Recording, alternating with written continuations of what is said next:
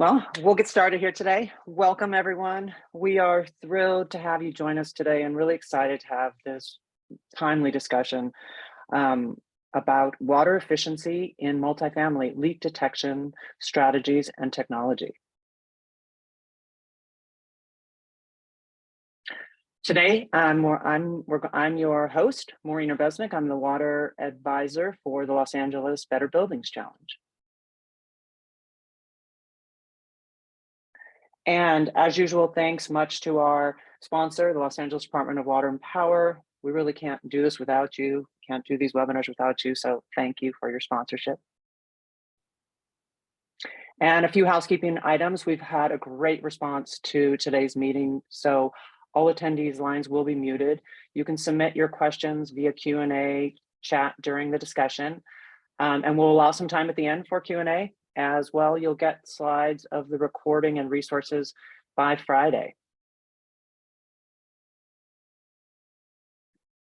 And also, don't forget to tell us how we did. Today's agenda, I'll do a quick review over the topic about what we're going to be discussing today. We'll have some speaker introductions, and then we'll head right into the discussion about opportunities in multifamily water efficiency. And at the end, as we stated, we'll have Q&A. So now the topic overview. So we thought it was really timely to have a discussion on tech and water efficiency. Over the past few years, there's been tremendous advancement in innovation in water management and leak detection technology specifically, which offers substantial water savings opportunities and insights into water usage at a much more granular level than we've ever seen before. I've been working in the water industry for decades now and just waiting for this type of technology. We've struggled, and I would say we continue to struggle, as most of you probably have, with availability of data and the inability to understand usage at the unit level and the end use level. Most existing multifamily properties are master metered. Many don't even separate indoor and outdoor use. Then this really makes it challenging to identify leaks in other ways, to benchmark use, and to determine what the best water savings opportunities are and what the return on investment for making upgrades is. So today we're going to highlight and spotlight some of these advancements. Additionally, we're going to offer some guidance to property owners, managers, and service companies on how to evaluate and implement this cutting edge technology. We'll be discussing why it's increasingly important for multifamily property owners and operators and tenants to better manage water use. You know, although we all experienced this last season, rainiest season on record, there is still a continued water scarcity that requires action by all of us. And these extreme weather conditions are expected to be the norm. Periods of drought are going to be followed by periods of heavy rain. Remember that the year before last was the driest on record in 1,200 years, and now followed by one of the wettest. And this is likely to continue. And legislation will continue to tighten on water use as well. Water costs are expected to rise significantly, above the consumer price index. All of this just reinforcing the need for water use efficiency. And the group today is going to give their perspective on these topics. And we'll not only look at some of the most innovative water management and leak detection technologies and how this tech can help you manage and reduce use, but specifically we'll highlight several recent case studies that have shown great results. These case studies not only show proven water savings, but they're offering a really important learning opportunity too, particularly in the terms of establishing accurate baseline water usage metrics so you can prioritize properties and effectively evaluate results and also be eligible for incentives. And making sure that you have the processes and people in place to fix the leaks and address waste. And then we'll also cover some tried and true measures, such as high efficiency toilets and plumbing upgrades, landscape and efficiency upgrades that still provide opportunity for significant water savings. The panelists will also speak to current and pending legislation that impacts the multifamily market. And lastly, the good news is that there's incentives for nearly all water saving measures, and we'll provide some information on those incentives and how to apply.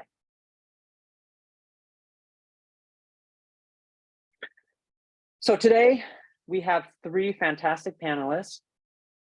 Gary Tilkian from the Water Conservation Group at Metropolitan Water District, Cora Snyder, Senior Researcher from Pacific Institute, and Terrence McCarthy, Manager of Water Resources Policy at LADWP.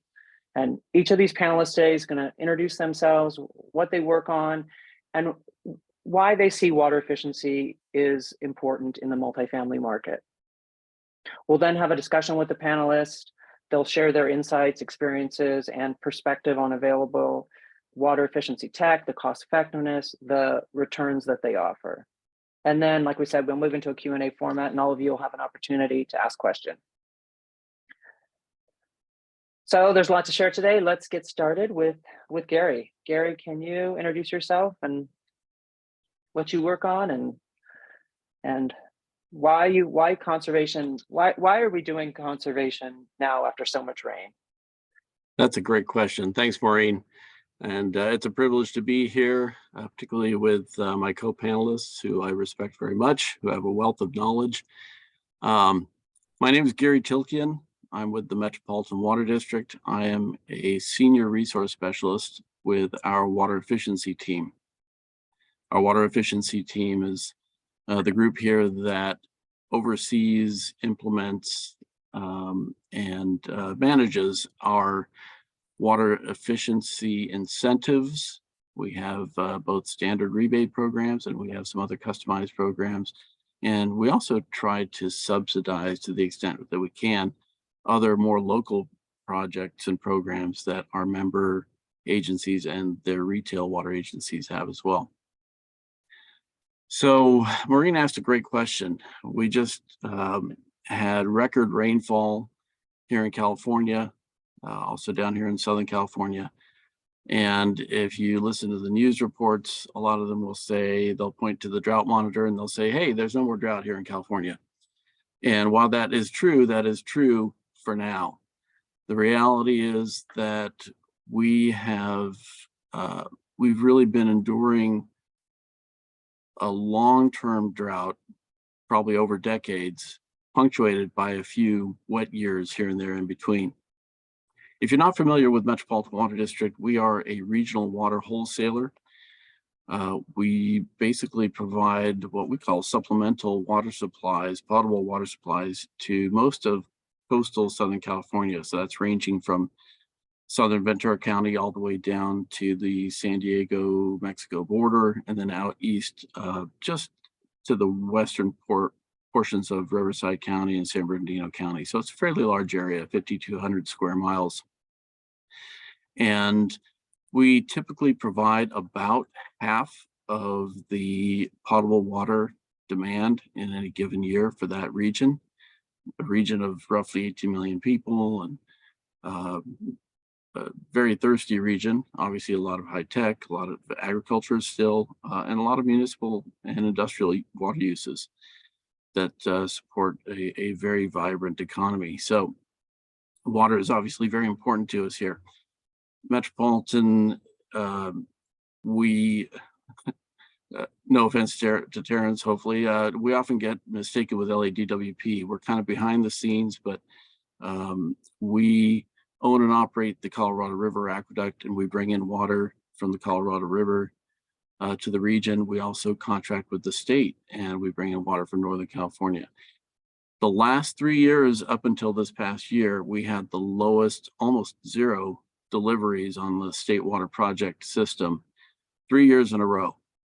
And we had to really dig in deep to storage. And even though we did have reasonable supplies on the Colorado River, that system also has been stressed for years. And you may have heard some reports in the news about how there are some ongoing negotiations between California and other states on how to appropriately manage that water supply. It's kind of a difficult issue. There's some different sides are really dug in on certain things, and so we're hoping that we can come to agreements on how to better manage the system. But the reality is both systems are under stress, and we may well see this some tightening of the rules and some restrictions on water use more frequently as we go into the future. So the message is, yes, we are out of the drought, but long term, we're going to be in drought again. We know it's just a matter of when. And so we need to be more prepared for that. We need to look at how we use water, the different ways that we use it, what we're using it for, and really consider whether those are the best uses. And if we can get a little bit more efficient, how can we do that? The reality is that if you are more efficient with water, you're probably going to be spending less. Your costs are going to go down. From a business perspective, that's usually a good thing. And we want to try to encourage a better understanding of water and water management on that sort of a business level as a kind of a standard business practice, something that you take into account just as much as anything else that would affect your bottom line. And so for those in the commercial, industrial, institutional space, multifamily housing, if you haven't taken a look at how you're using water, this is a really good time to do it. And if you do find some areas that you can get a little bit better and more efficient, we do have ways to help you. You can see on the slide here, this is a picture, a screenshot of Metropolitan's incentive website. This is SoCal Water Smart. You can also get there through the bewaterwise.com website. That's our portal for literally all kinds of information related to water use and water use efficiency. But if you go to the SoCal Water Smart website, you can cruise through there and see all the different incentives that we provide, standard rates for certain devices and things.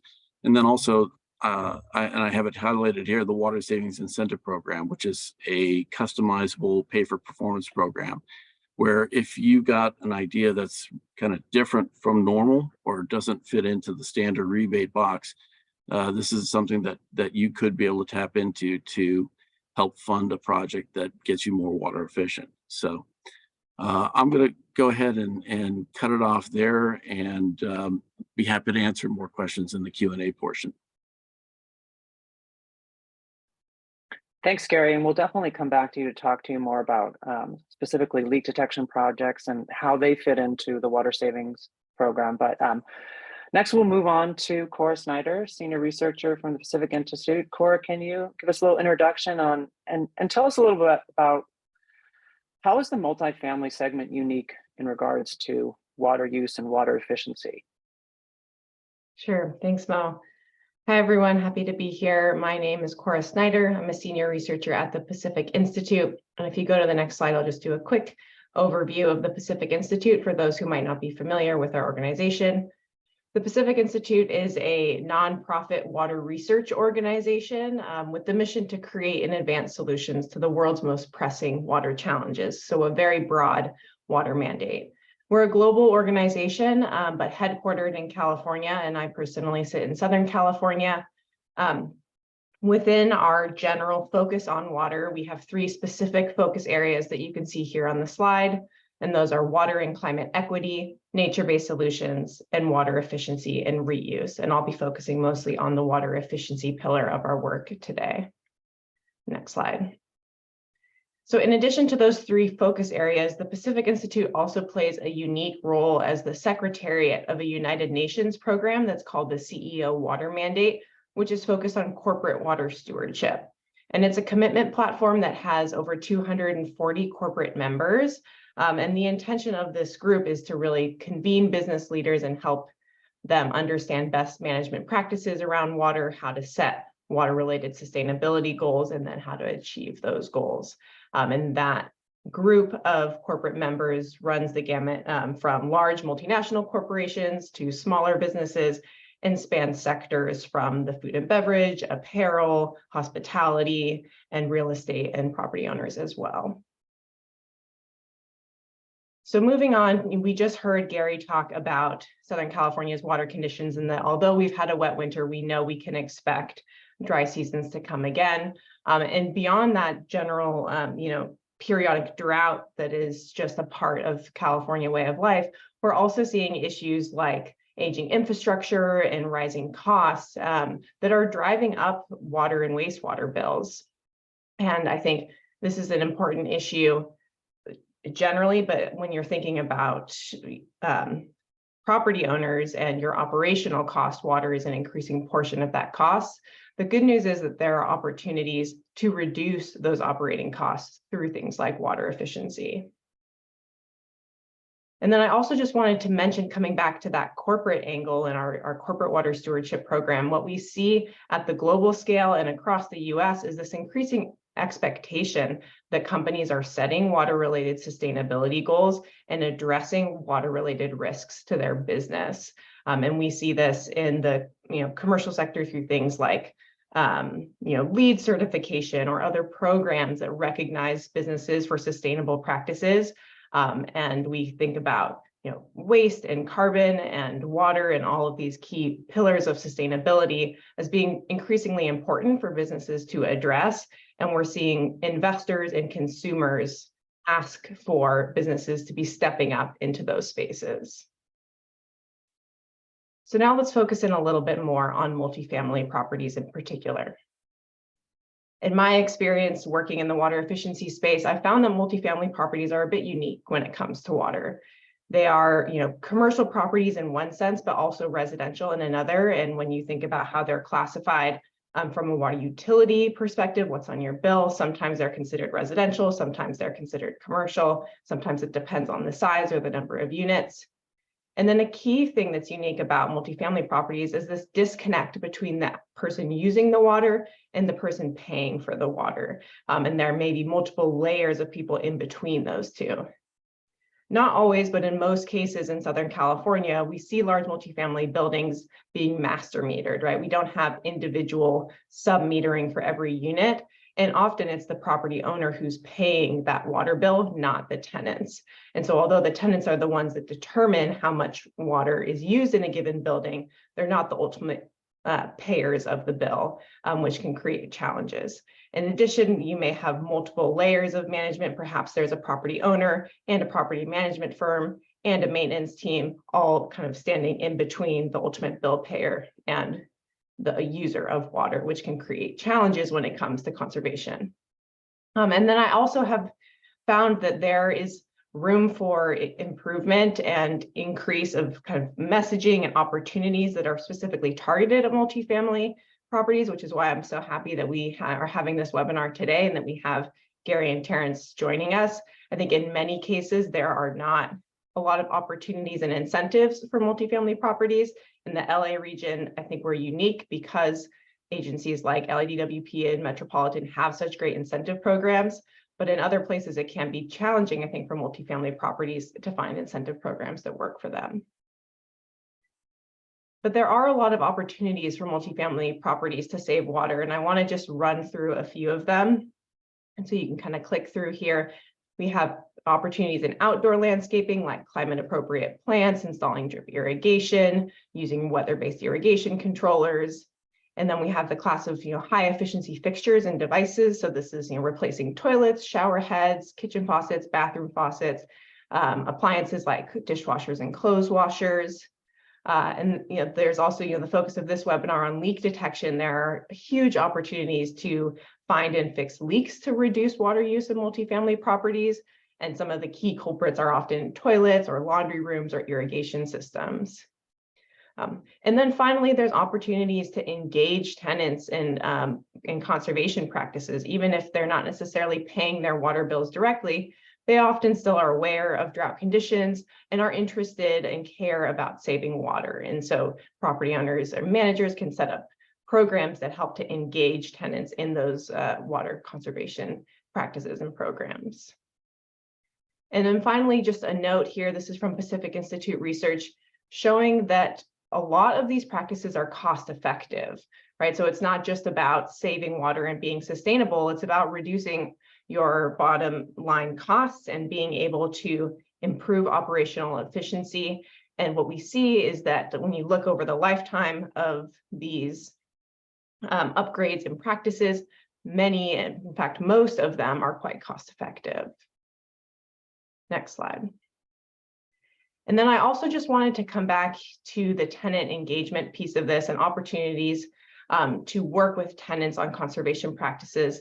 This is recent research that was led by my colleague, Dr. Christine Curtis, surveying tenants in multifamily properties in Los Angeles to understand their perspectives on water conservation as people who live in multifamily buildings who don't pay their bills directly, but who are aware of the region's water challenges.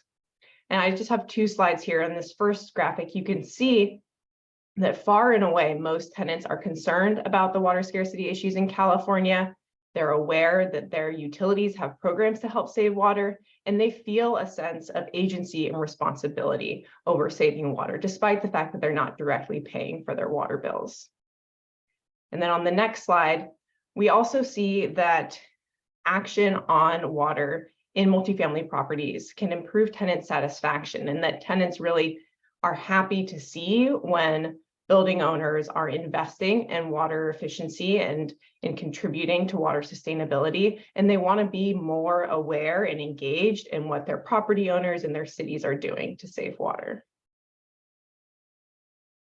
So here's just a summary slide of my key takeaways from these opening remarks, right? We recognize that water-related risks and costs are rising in Southern California. We see this increasing expectation for companies to be setting water-related sustainability goals. We know that multifamily properties are unique in many ways, particularly with that disconnect between water user and bill payer. But despite this, we see many opportunities for multifamily properties to save water and money through efficiency. Thanks. Thanks, Cora. That was awesome. I think there's a lot of things that came up during your conversation that I'm hoping we can delve into a little bit more in the Q&A, and a couple questions that have come up already. But thanks so much. I think that you highlighted on some challenges that are huge opportunities for us. Now, Terrence, Manager of Water Resources Policy at LADWP, is going to take a few moments to talk about LADWP's perspective. All right, good afternoon, everyone. Thank you, Mo, for the great introduction. My name is Terrence McCarthy. As Mo mentioned, I'm the Water Resources Policy Manager at the Los Angeles Department of Water and Power. What does that exactly mean? What do I do every day? I do the fun stuff of tracking water bills, as well as any grant funding that's available. And I also work on managing a lot of our water conservation programs for the department. Obviously, conservation and water use efficiency are a big paramount of our water resources approach at LADWP. So, but also there's a lot of legislative actions that deal with water supply, water efficiency, all of these things that we've been talking about. And so today I wanted to take a little bit of time to not only go over upcoming legislative items that are on the docket now, but also take a quick look back at some actions that happened in the past that have impacted the multifamily sector and really the residential sector as a whole. So just a few bills from years ago. Senate Bill number 7 is an important one for the multifamily sector because that was signed into law in 2017 and basically required any new multifamily residential properties to have individual metering for every unit that is being built on that property. As you're all probably aware, most multifamily properties are served by what we call a master meter, which is essentially one meter that serves all of the units on that property. And so what this bill did was required that there are sub-meters installed for every single unit on that multifamily property. And that gives that insight that, Cora was talking about in terms of the individual unit, dwelling units and those people that, habitate in those, then get better insight as to how they're using their water and what they can do to help become more efficient for that. But also, too, they have to pay for that water on the flip side. So they definitely see the results of the efforts they make in becoming more efficient. So that was a big leap in, you know, pushing that visibility of water use on the multifamily side. Now, the next suite of bills on the list here has to do with urban water use efficiency standards. And these are actually state regulatory standards that were proposed back in 2018 and have been under development over the past 5 years or so in coordination with not only, you know, water suppliers, but the State Water Resource Control Board, Department of Water Resources, as well as other stakeholders. And what this does is, you'll see in the picture there, it sets water use standards for different end uses, both indoor residential, outdoor residential, outdoor landscape use for commercial, industrial, institutional, and then also sets standards for water losses in water supply systems. And there's additional variances, recycle water bonuses, but essentially what it does, just to bottom line it, is it sets a target that water suppliers are supposed to meet at certain timeframes to basically prove to the state that we have efficient use throughout our service territory. And so how this affects multifamily property owners like you all is those indoor and outdoor residential use standards are inclusive of multifamily use. And so that's something that you know, is important for us to communicate with you in terms of where we stand in comparison to these proposed standards. So just a little insight on Assembly Bill 1157, that took those initial proposals for indoor residential use, and it actually shaved off those standards to what I believe 55 is the current indoor residential water use standard. And then 47 is targeted for 2025, and then 2030 is 42 gallons per person per day. So those are pretty aggressive standards, and you know, those are only achievable by us working with you all to help promote efficient water use in your properties. Next slide, please. So there are some additional pending legislative actions that are being run through the various houses at the state level right now. One of which is Senate Bill 745, which is the Drought Resistant Buildings Act. And essentially what this is looking to do is requiring the California Building Standards Commission to adopt certain standards for, you know, efficient buildings, but also develop and you know, demonstrate model ordinance language for the use of on-site non-potable water treatment systems. And you'll see here in the picture, that's an example of an on-site treatment system that can help take that water that may be used on-site and convert it into things for use in like irrigation or other non-potable uses like flushing toilets or other means by which to reuse that water on site. So that's an exciting thing to keep an eye out on, to see what sort of standards would be developed for that, as it may impact future development of multifamily properties. The Assembly Bill 1572 is a bill that is being considered right now to ban the irrigation of what they call non-functional turf. Just to put it simply, non-functional turf is essentially that turf that may be on your property that the only people that walk on it are the landscapers that come to tend and mow the grass, and that's essentially the only functional use of it is the people mowing it. And so they consider that non-functional turf. And right now, multifamily properties are included in that bill. And what it does is it lays out a timeline for various property types that would be banned from irrigating that non-functional turf. Now, it sets that timeline for different property types at different times between January 1st of 2026, which is starting with, I believe, the commercial, industrial, institutional side properties. And then by 2029, I think, is when the first requirement for multifamily properties comes in for not irrigating non-functional turf. And so one of the things we wanted to also highlight on that is that really irrigating that non-functional turf is for decorative purposes and really isn't the best use of our fresh water supplies. And that's why we continue to help push our incentive both through DWP and MWD for replacement of turf with more California-friendly and native plant scapes, and really can benefit from the water use reductions that provides. So this bill is making its way through the assembly, and if it is adopted, it'll mirror what's happening in Nevada, who already adopted a ban on the irrigation of non-functional turf. And I will say that the most recent drought period we had, the state did put out an emergency declaration that non-functional turf could not be irrigated during the drought. And so this is kind of a continuation to make that more permanent. So next slide, please.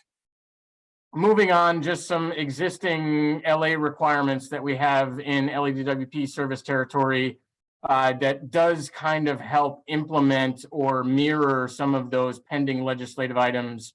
One of which is our emergency water conservation plan that sets permanent restrictions on water use, as well as progressively more restrictive uses when our supplies are becoming more diminished, as they were in this past year, where we had to go from phase 2, which is 3-day-a-week watering, to phase 3, 2-day-a-week watering. Now, currently, we are still in phase 3, even with the kind of monster winter we had with rainfall and snowpack. And we have recommended to the mayor and city council to revert back to phase 2. But this is where we would implement that permanent ban on non-functional turf if that bill does pass. The other thing that we have in place is our existing buildings energy and water efficiency ordinance, or a BWE ordinance as we call it. And that essentially sets benchmarking for energy and water use efficiency and benchmarking of use at various properties throughout the city, utilizing the Energy Star Portfolio Manager that is an EPA tool. And essentially it sets those benchmarks for efficient energy and water use, and also requires certain retrofits to occur depending on your benchmarking and where you stand in terms of your energy and water use. And so in the slides here that I'm sure will be shared later, all of these titles link to some very useful information online that you can dig in a little deeper on. Next slide, please.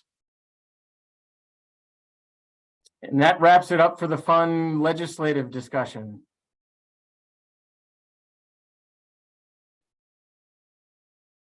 Great.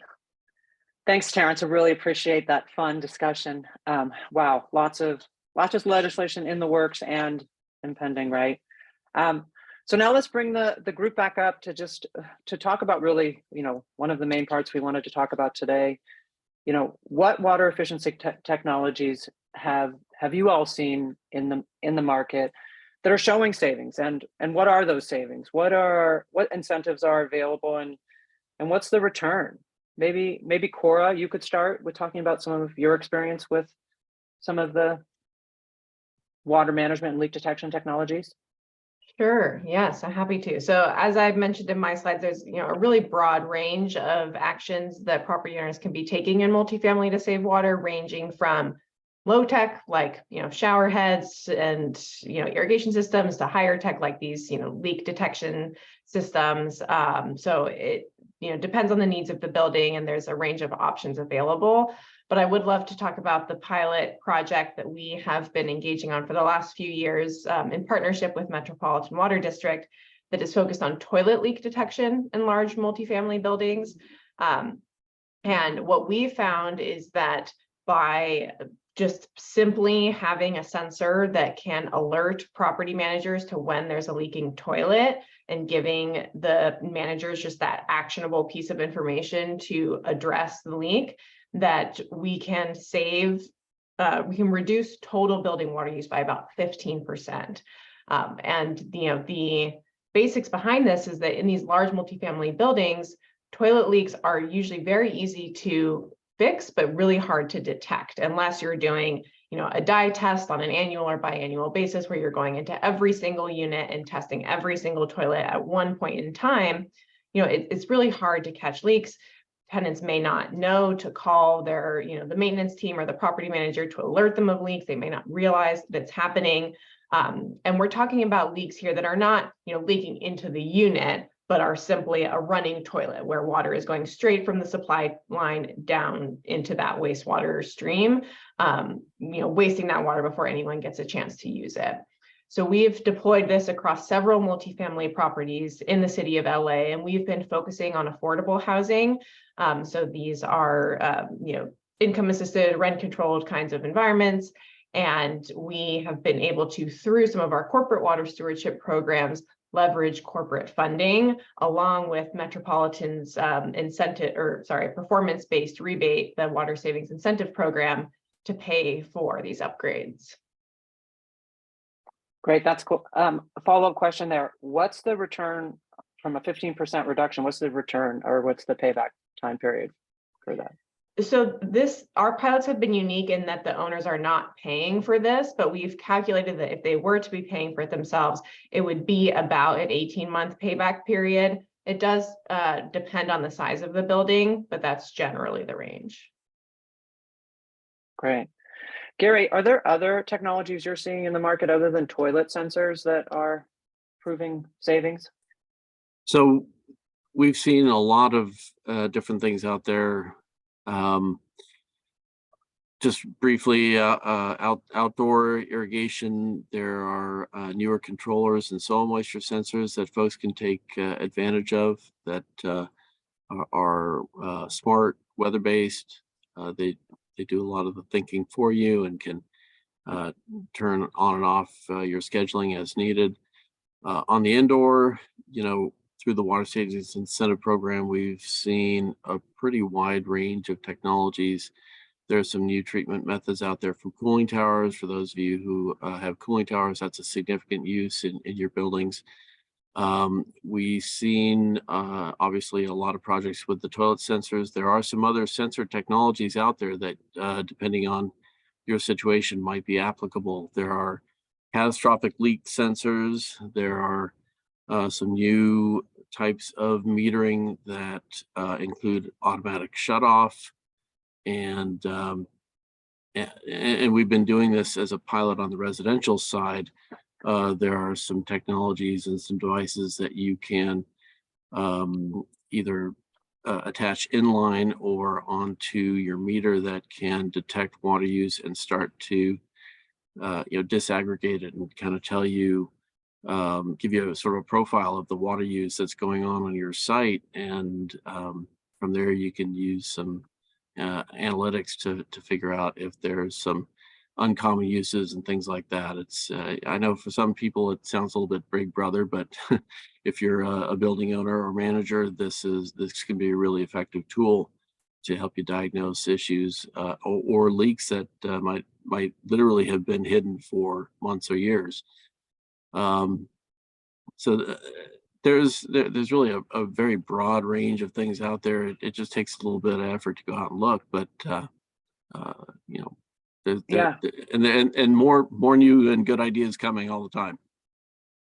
Yeah, I mean, I definitely have seen. I mean, we have the sensor industry's toilet sensors, and then there's been the Drizzle X, which is the sensor actually sits on every end use in the apartment, which is it's a lot more tech, but it's around the same price when it all comes down.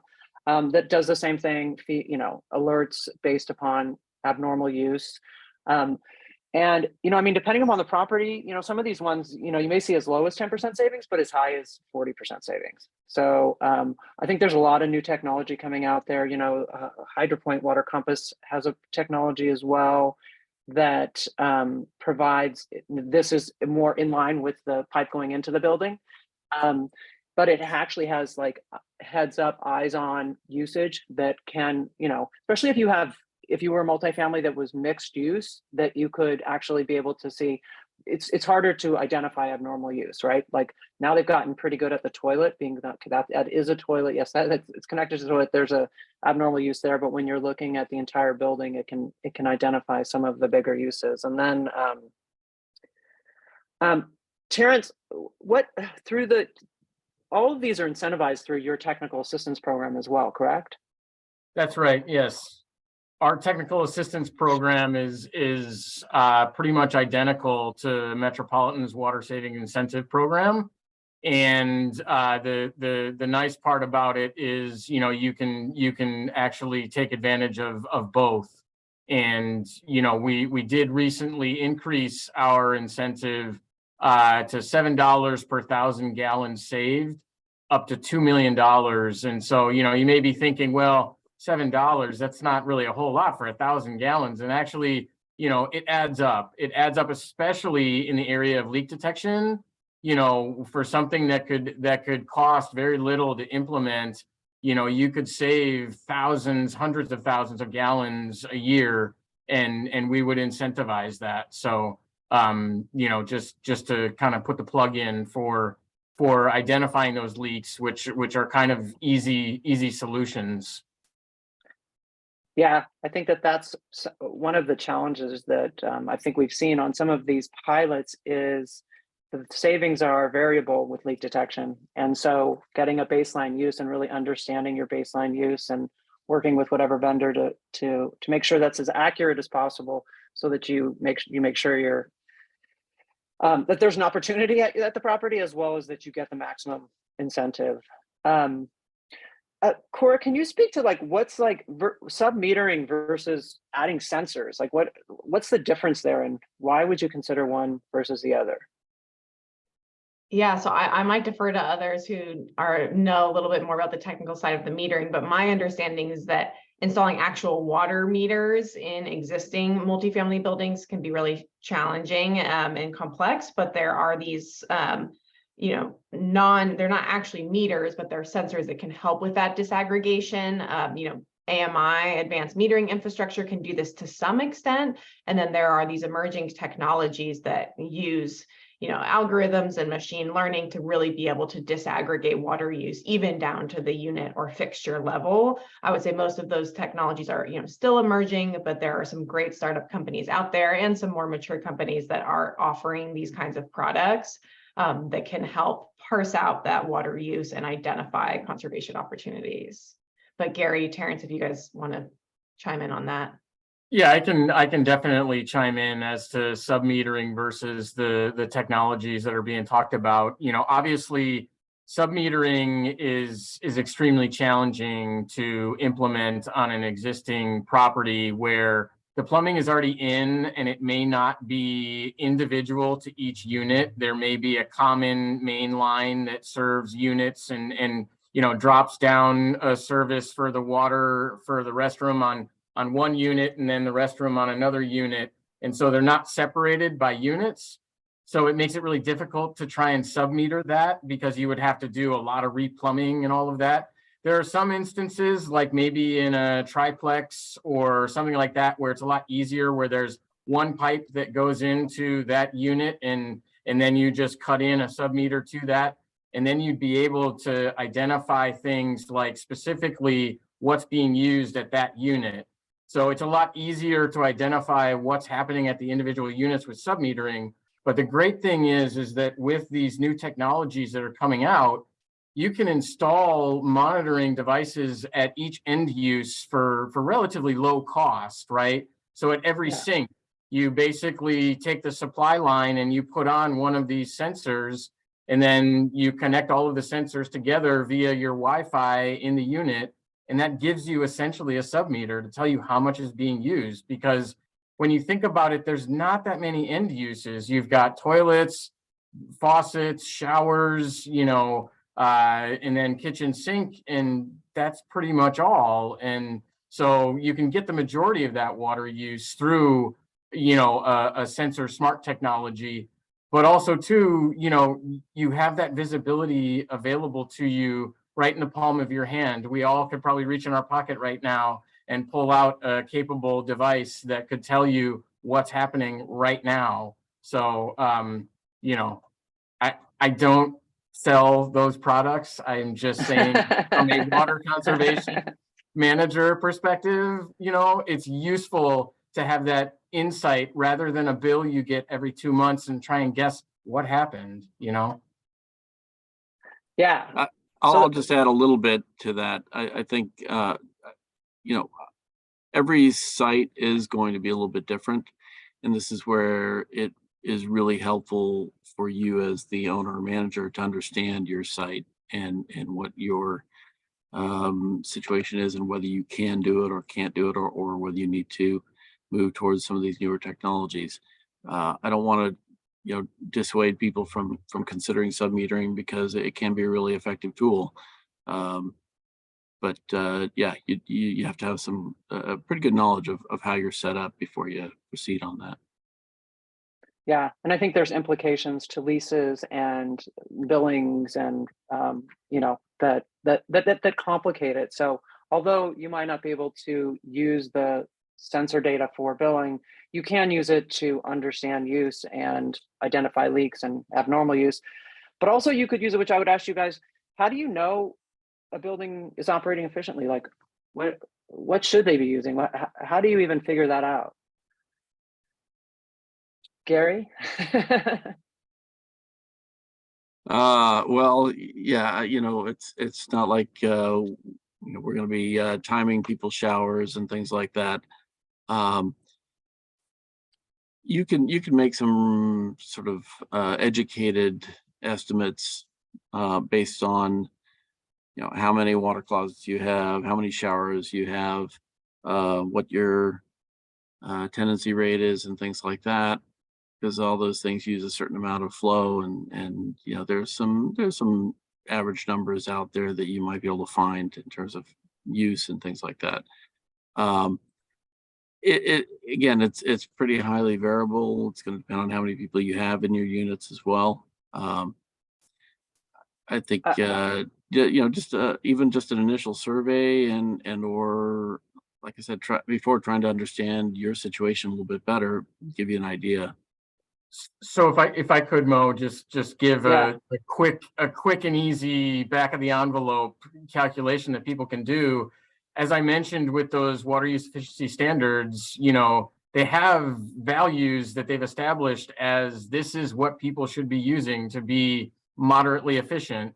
And so currently we're at 55 gallon per person per day for residential indoor use. And so really, if you know how many people are in your property, multiply that number of people, you know, by 55, and that'll give you rough order magnitude what your daily use would be. And then when you get your bill, you know, you essentially multiply the days in the billing period, and you know, you should be around there. Obviously there may be some outdoor use, but I think in the multifamily side, that's marginal at best for, you know, if you know, you don't have much landscaping.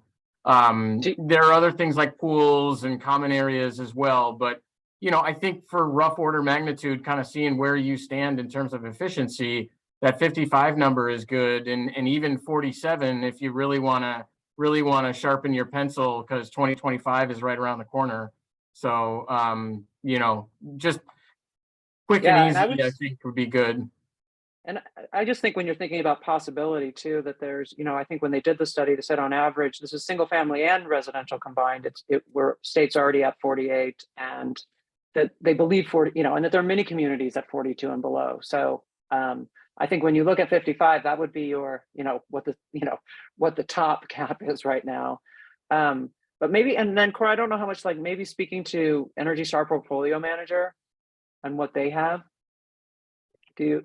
I'm not super familiar with the Energy Star portfolio manager. I do know that they now have some water benchmarking. And I will say that I have heard directly from property owners before that they kind of use the metric of gallons per person per day. That's just, you know, an estimate based on your occupancy and your average, you know, monthly bill, to understand like roughly if you have potential to save water or not.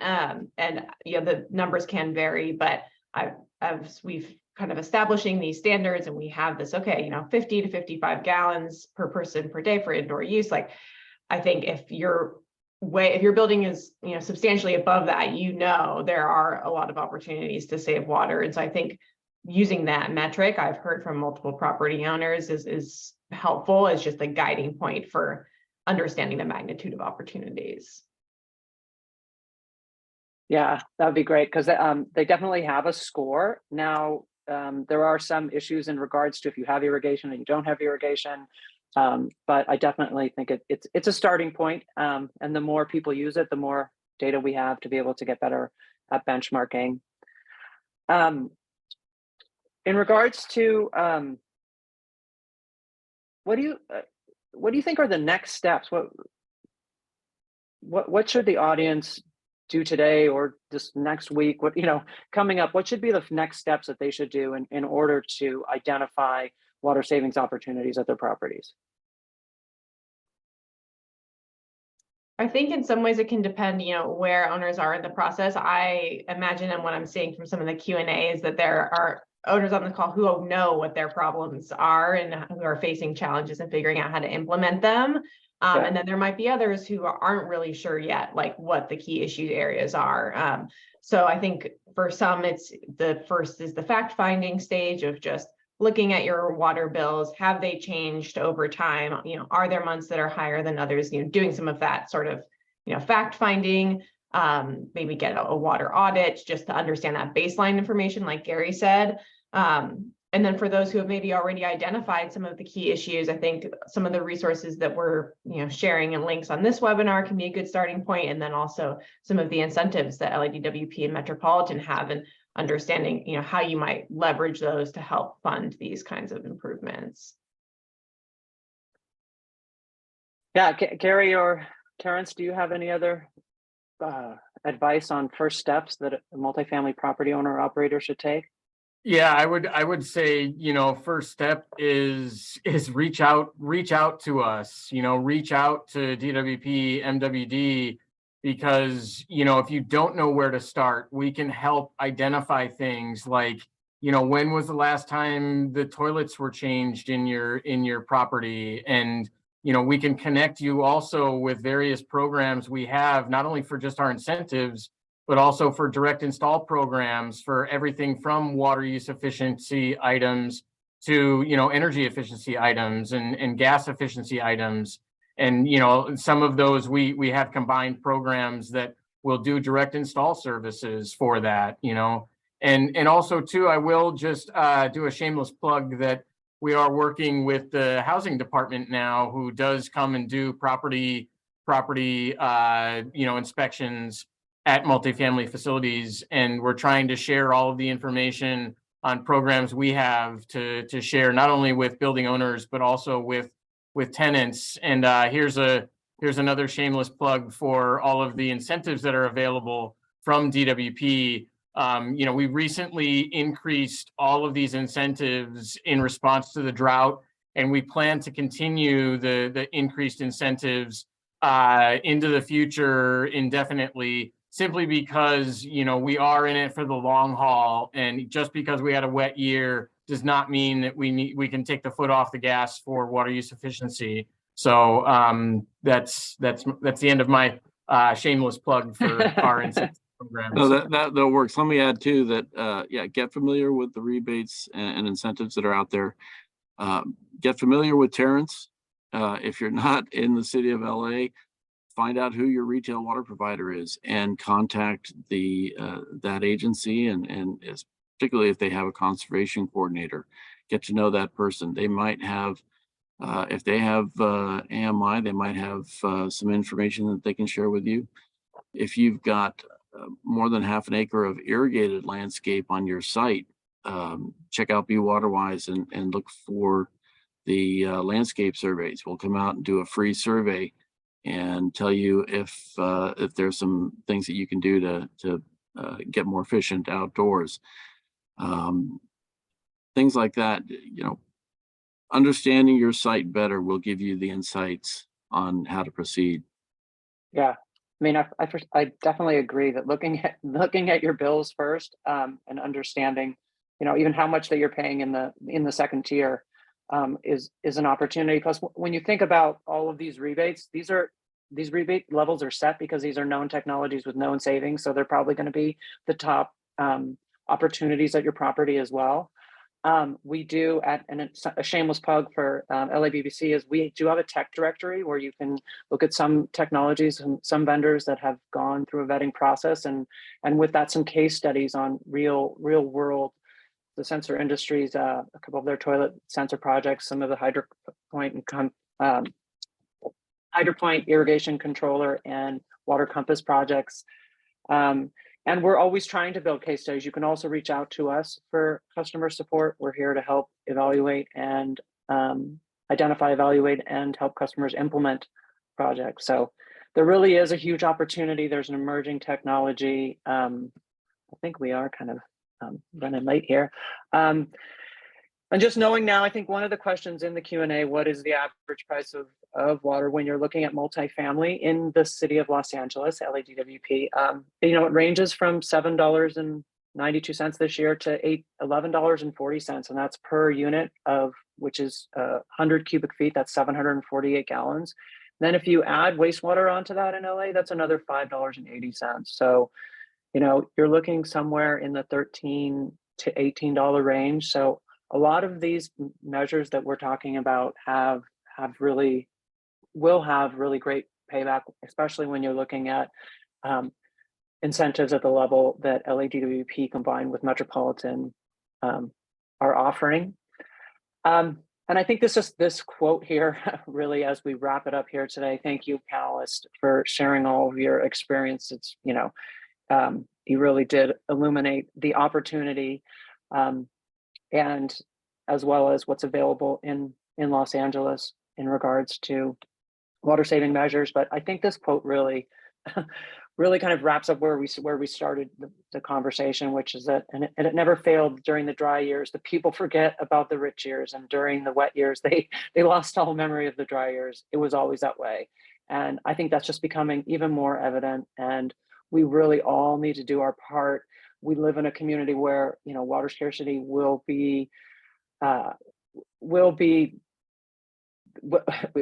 future. And we're lucky enough to have the resources and the incentives that we have from all of these agencies: Metropolitan Water District, Los Angeles Department of Water and Power, and Pacific Institute. So thanks to everyone today.